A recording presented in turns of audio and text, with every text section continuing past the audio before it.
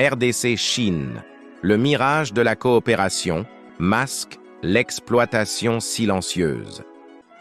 Lors du récent forum sino-congolais à Pékin, les projecteurs étaient là braqués sur les signatures de contrats et les accolades chaleureuses entre dignitaires.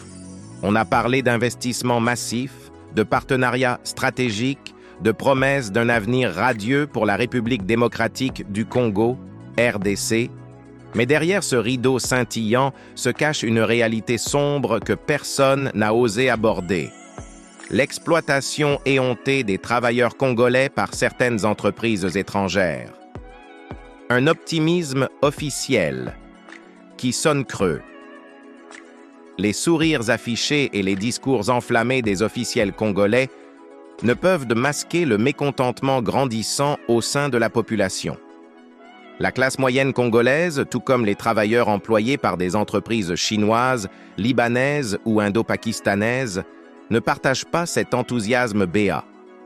Eux vivent au quotidien les conséquences d'une coopération qui semble surtout profiter à une élite déconnectée des réalités du terrain.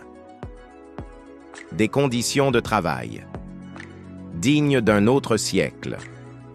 Aujourd'hui, des travailleurs congolais descendent dans la rue, déclenchant des grèves pour dénoncer des conditions de travail indignes. Ils prestent bien au-delà des horaires légaux, parfois jusqu'à 10 heures du soir, sans aucune compensation pour les heures supplémentaires. Leur salaire? Une misère qui ne dépasse pas 150 $ américains par mois, insuffisant pour nourrir une famille, payer un loyer ou assurer l'éducation des enfants. Certains journaliers ne touchent même que 5 000 francs congolais par jour, soit l'équivalent d'1,50 $.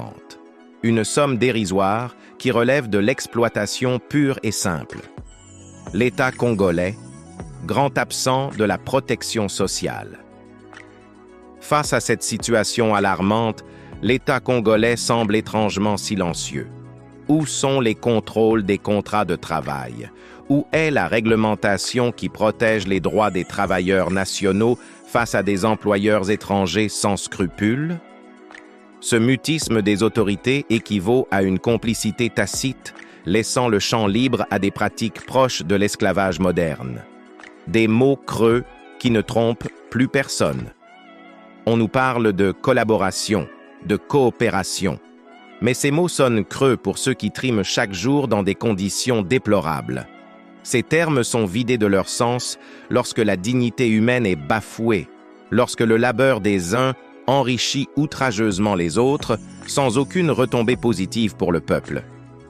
Les accords signés en grande pompe à Pékin semblent ignorer délibérément ces réalités criantes. Il est temps d'agir pour la dignité du peuple congolais. La RDC ne peut plus fermer les yeux sur cette situation intolérable. L'État a le devoir impérieux de protéger ses citoyens, de s'assurer que les investissements étrangers profitent réellement au développement du pays et au bien-être de sa population. Cela passe par une réglementation stricte des pratiques d'embauche, une surveillance accrue des conditions de travail et une véritable volonté politique de créer une classe moyenne dynamique. Conclusion. Ne pas sacrifier l'humain sur l'autel du profit. La coopération internationale ne doit pas être synonyme d'exploitation. Les sourires et les poignées de main ne suffisent pas à construire un avenir meilleur. Il faut des actions concrètes, une prise de conscience collective et une exigence de justice sociale. Le peuple congolais mérite mieux que des promesses creuses et des salaires de misère. Il est temps que la RDC se lève pour défendre la dignité de ses travailleurs et construire une économie qui profite à tous et non à une minorité privilégiée.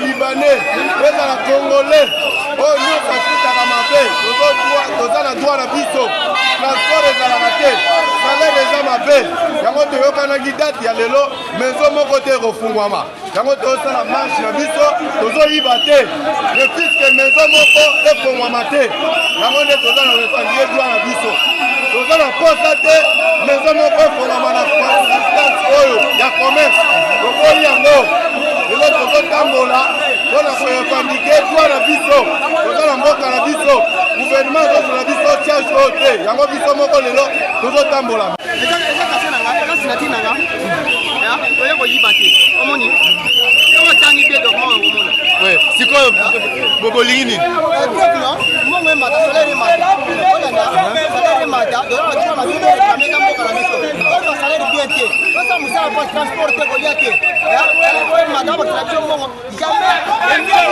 lelo ayeba te na ke 6 ozokote mbongo pourquoi pas congolais mais eza mboka na biso te kaka congolais po toreklamenga droit na biso bozwa combien bakamasala tobeta mpona cdt $150 $100 ofutela ndako ofutela courant mai oza na mwana oza na mwasi na bana eske yebisanga na $150